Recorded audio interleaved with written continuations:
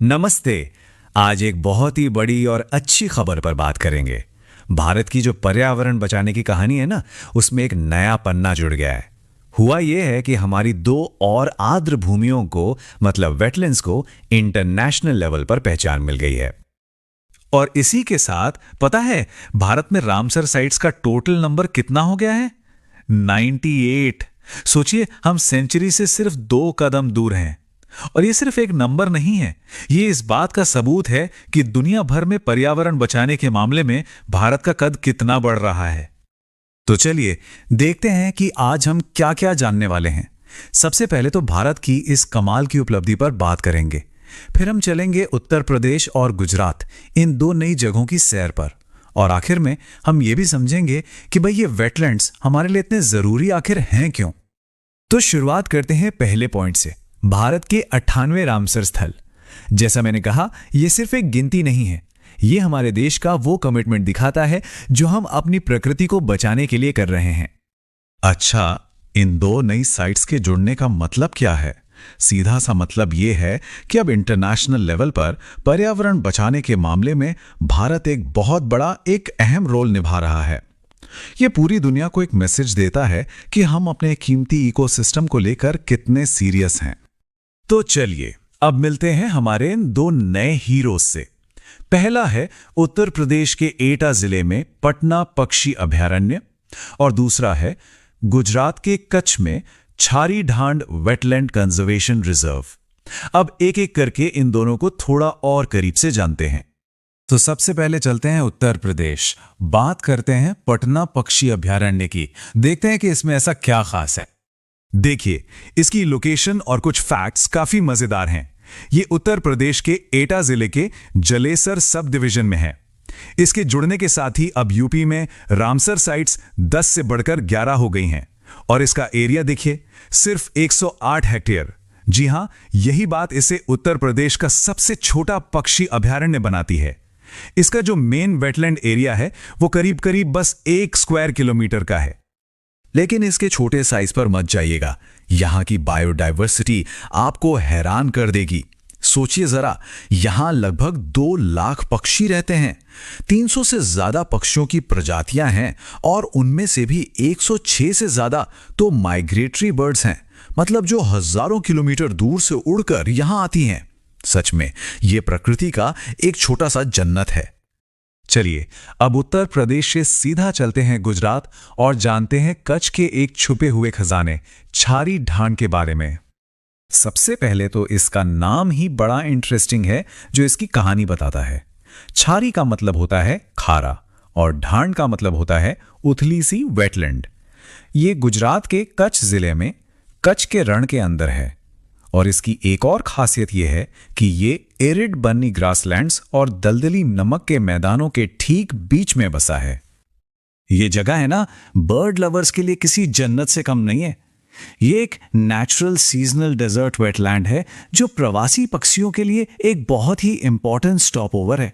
यहां Dalmatian pelican, flamingos, black नेक stock, oriental darter और Indian skimmer जैसे कई शानदार पक्षी दिख जाते हैं। तो ठीक है, हमने इन दो नई साइट्स के बारे में जान लिया, लेकिन अब थोड़ा बड़ा सवाल कि आखिर ये वेटलैंड्स होते क्या हैं और इन्हें रामसर लिस्ट में डालना इतना जरूरी क्यों है। चलिए इस पूरे कॉन्सेप्ट को समझते हैं। तो सबसे पहला और सबसे बुनियादी सवाल, आर्द्र भूमि यानी कि वेटलैंड आखिर होता क्या है।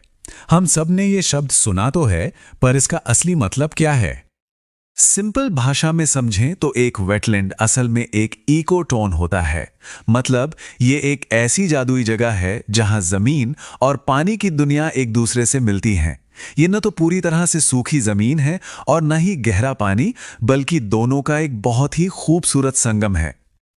और अगर इसकी टेक्निकल परिभाषा देखें तो वेटलैंड दलदल, कीचड़ या पानी का कोई भी एरिया हो सकता है।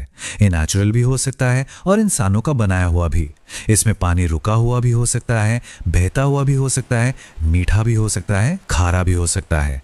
बस एक मुख्य शर्त है कि लो टाइड के समय, मतलब जब ज्वार कम हो, तब इसकी गहराई 6 मीटर से ज्यादा नहीं होनी चाहिए। अब आते हैं रामसर कन्वेंशन पर। हुआ ये कि 1960 के दशक में दुनिया को एहसास हुआ कि हमारे वेटलैंड्स बहुत तेजी से खत्म हो रहे हैं, तो उन्हें बचाने के लिए एक इंटरनेशनल ट्रीटी की जरूरत महसूस हुई।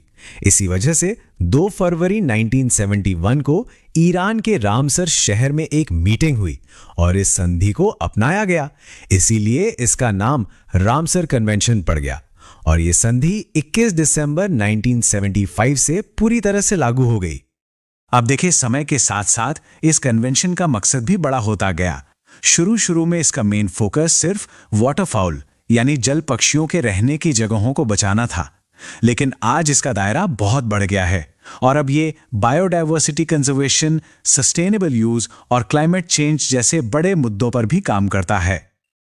आज की तारीख में ये कन्वेंशन वेटलैंड्स को जैव विविधता का पालना यानी क्रेडल ऑफ बायोडायवर्सिटी मानता है। ये इनके इकोलॉजिकल, इकोनॉमिक और कल्चरल महत्व को भी समझता है और इसका काम सिर्फ बचाने तक ही नहीं है। देखिए, जब कोई जगह रामसर साइट बनती है तो उसे एक इंटरनेशनल पहचान मिलती है। उसके अच्छे मैनेजमेंट और इंटरनेशनल कोऑपरेशन को बढ़ावा दिया जाता है, जिससे उस जगह को बचाने के लिए टेक्निकल एक्सपर्टीज और फाइनेंशियल मदद मिलने के भी रास्ते खुल जाते हैं। साथ ही यह भी माना जाता है कि वेटलैंड्स क्लाइमेट को कंट्रोल करने में भी एक अहम भूमिका निभाते हैं। चलिए, तो अब तक जो भी हमने जाना उसे एक बार फटाफट से दोहरा लेते हैं। भारत के इस नए रामसर अपडेट की जो मेन बातें हैं उन्हें एक बार फिर से पक्का कर लेते हैं। तो भारत में अब हैं कुल 98 रामसर स्थल। 2 नई साइट्स जो जुड़ी हैं वो हैं पटना पक्षी अभयारण्य और छारी ढांड। पहली वाली है उत्तर प्रदेश के एटा में, जो राज्य की सबसे छोटी सेंचुरी है, और दूसरी है गुजरात के कच्छ में, जो एक सीजनल डेजर्ट वेटलैंड है और पक्षियों के लिए एक स्वर्ग है। तो इन सब बातों का निचोड़ क्या है? निचोड़ ये है कि भारत अब दुनिया भर में वेटलैंड कंजर्वेशन के मामले में एक बहुत ही अहम दावेदार बन गया है। ये वाकई में गर्व की बात है और हाँ, भविष्य के लिए एक बड़ी जिम्मेदारी भी। और आखिर में एक सवाल जो हम सबको सोचना चाहिए, भारत रामसर साइट्स की सेंचुरी लगाने के बहुत बहुत करीब है। ये एक ऐतिहासिक पल होगा, इसमें कोई शक नहीं। पर असली सवाल यह है कि सिर्फ संख्या बढ़ाने के बाद इन कीमती वेटलैंड्स को असल में जमीन पर बचाने की हमारी अगली और सबसे बड़ी चुनौती क्या होगी? इस पर जरूर सोचिएगा।